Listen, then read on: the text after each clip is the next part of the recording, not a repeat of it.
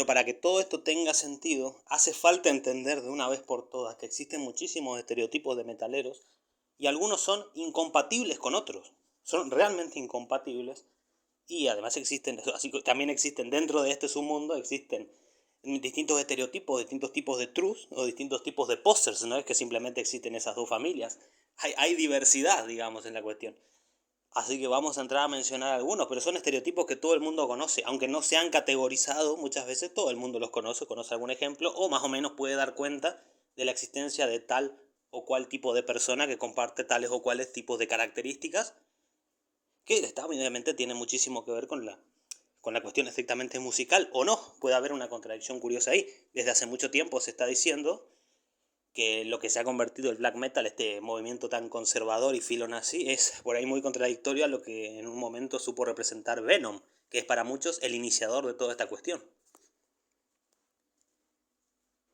Si bien yo ya he dicho muchas veces que en mi opinión Venom no es black metal, sí es cierto que aportó mucho más allá del nombre, más allá de la temática, la cuestión estética y toda esta cuestión que después, esta cuestión de destruir hoteles y todo eso, que es como una especie de paroxismo del estereotipo metalero de ese momento, lo que termina desembocando es en la leyenda del Inner Cycle, un montón de chicos que leen creepypastas y miran películas hollywoodenses estilo Lord of Chaos y demás cosas, gente que no le importa la música, por eso hay gente que no vamos a tener en cuenta, pero son eventos que generan unas contradicciones muy curiosas, porque entonces, ¿qué eran? Eran un grupo de jóvenes contestatarios, rebeldes, anárquicos, o había algo de sótano, de oscuros sótanos ahí a la luz de las velas, filosofía oscura, fanáticos de Tolkien, amantes de la mitología nórdica, conservadores en sentido estricto, o qué es lo que se dio ahí.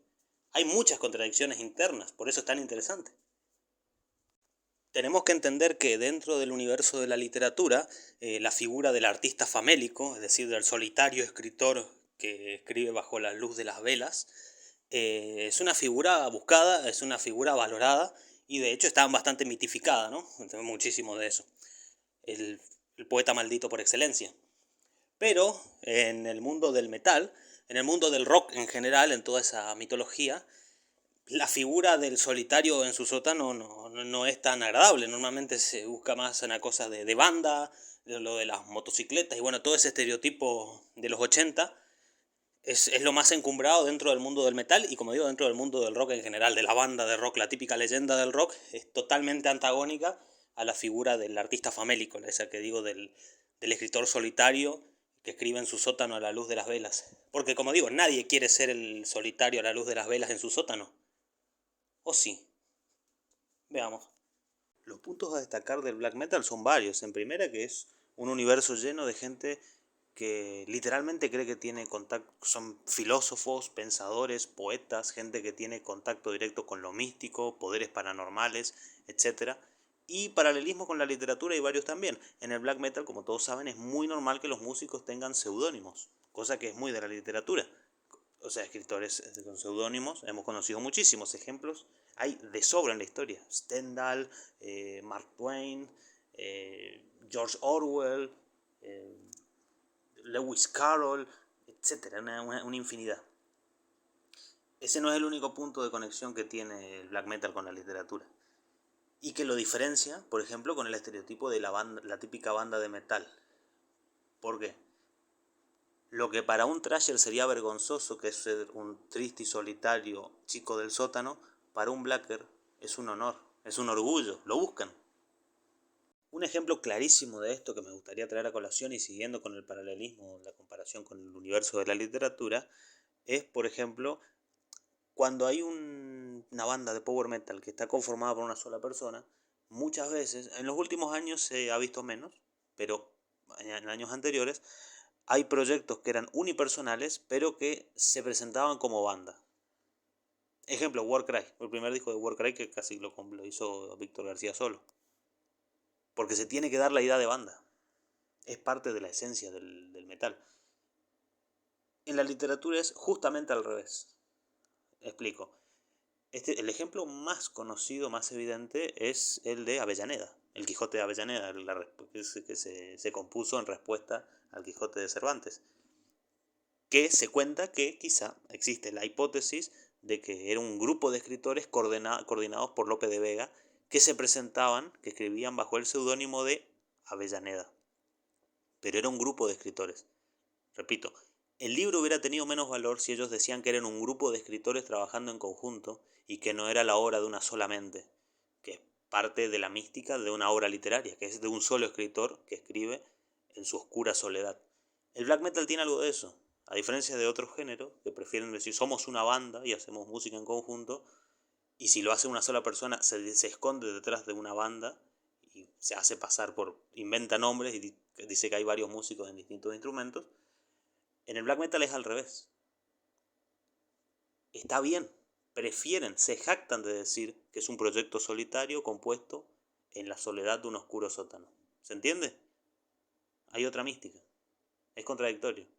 Es otro punto de conexión que tiene con el universo de la literatura y que lo aleja del universo típico o estereotípico del metal. Un ejemplo muy evidente de esto, y no, bueno, no al nivel de lo que fue el Quijote apócrifo de Avellaneda, son los libros de Carmen Mola. A ver, Carmen Mola es un seudónimo, que vendría a ser una mujer, que es una escritora muy exitosa, pero detrás del nombre de Carmen Mola hay tres hombres, tres escritores, que trabajan en conjunto para crear esas obras que se publican bajo el seudónimo de Carmen Mola.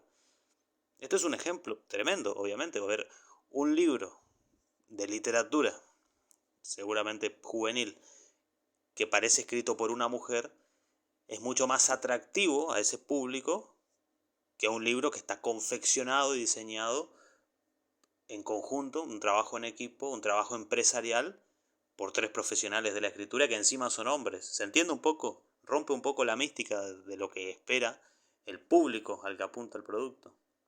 Es algo de eso. Y en este punto es donde entender la filosofía del black metal depresivo y del black metal en general. No olvidemos que el black metal tuvo un gran quiebre en su momento, por eso a muchos les extraña, que también se dan las cuestiones ideológicas, por eso uno piensa, bueno, la ideología detrás de muchas bandas de black metal pareciera ser contradictorio con lo que es el metal en general, o con lo que supo ser. Pero es que se da un quiebre en un momento, en el cual el black metal empieza a estar menos representado por ese grupo de esa banda de 4 o 5 chicos rebeldes, contestatarios y que buscan la destrucción con un sentido anárquico de la cuestión, de la interpretación del mundo, y se convierte en alguien puramente conservador, en sentido amplio, pero puntualmente en sentido político también, que disfruta más la soledad de su sótano, literalmente grabar también en el sótano, componer en el sótano, la mitología de la luz de las velas, los oscuros castillos y los juegos de rol en muchos casos también, por supuesto. Cosa que no es hegemónica del power metal. Pero el estereotipo del seguidor del power metal, como un otaku que arma los libros de fantasía, que le gustan las películas de ese estilo y que le gusta jugar juegos de rol o videojuegos estilo RPG, estilo Final Fantasy o demás, es un estereotipo que la relación no es tan directa. Creo yo que hay mucho ahí de la utilización del power metal en el anime, es verdad. Y bueno, la gran escena de power metal que ofrece Japón, de la cual ya he hablado en muchos videos, así que no vamos a entrar mucho en eso. Pero como te digo, es un estereotipo que está un poco alejado de los demás, quizá porque no forma parte del mismo círculo, no forma parte, es un nicho un poco apartado, que tiene, como digo, conexión quizá con otros nichos, que poco tienen que ver con lo que normalmente se relaciona al mundo del metal. Eso también es cierto. Las características estéticas además están menos definidas porque están más diluidas, o en algo que está un poco más naturalizado. Así que lo del cabello largo ya no sorprende a nadie, digamos. De hecho, este estereotipo de seguidor del power metal es un estereotipo bastante más moderno que los otros y bastante menos considerado dentro del arquetipo de lo que es el metalero. De hecho, es un estereotipo que no suele estar presente. O es un estereotipo que se parece mucho a otras subculturas, que relacionadas a los otakus, a los frikis o a los gamers, y por eso quizás se diluye en la comparación. Pero todos sabemos lo que es un thrasher. Tiene un estereotipo, una cuestión ideológica, una cuestión conceptual, una cuestión estética y obviamente una cuestión musical. Eso está más que claro. En la cuestión estética, creo que es el más definido de todos a nivel estético. Todos conocemos el estereotipo, hemos tenido algún tipo de relación con el estereotipo del seguidor del death metal. Muy emparentado al seguidor del grindcore, del gore green, tipo que disfruta las películas de clase B, le gusta mucho el gore, etcétera. tiene ese tipo de entretenimiento, que le gusta mucho la cerveza, etcétera. Es un estereotipo con ciertos matices y algunos los comparte con el thrash. Y todo el estereotipo del blacker es el más definido de todos. Ese es evidentísimo. Dentro del cual hay matices, por supuesto. Pero concretamente hay que tener bien claro que todos estos tipos, estos estereotipos de los cuales he estado hablando, que se han ido mencionando y que hay muchos otros más, es una cuestión de debate. Si entran en el terreno del true o en el terreno del poser, que para los términos en los cuales estamos tratando son cuestiones son términos absolutamente conjugados, son términos isovalentes. Un ejemplo que siempre se ha mencionado y que es uno de los más claros es el Brutal Kid. El Brutal Kid tiene una característica musical de bandas que sigue definida, una característica estética y una característica de actitud muy clara.